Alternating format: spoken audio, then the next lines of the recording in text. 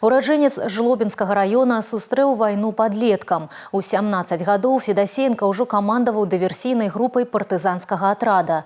Баявы ордэн Чырвонай зоркі стаў першай узнагародай, якая пацвердзіла – гэта чалавек нязломнай волі. Менавіта франтавое братэрства і апаленае юнацтва сталі падмуркам яго творчасці.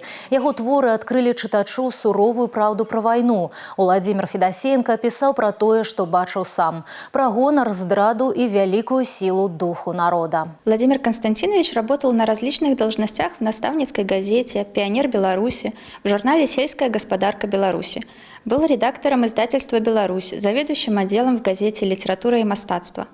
Он автор романов «Дубовая града», «Вихры на скрыжаваннях», «Пасля смерчу», «Мутные росы». О жизни писателя и его творчеству в отделе краеведения Гомельской областной библиотеки подготовлена тематическая выставка. Все желающие могут прийти и ознакомиться с ней в нашем литературном музее народных писателей Гомельщины. Своими романами Федасеенка здолеў сказаць новае слово ў партызанскай літаратуры. Гэта прыклад чалавека, які ўмеў па-майстэрску валодаць і зброяй, і словам.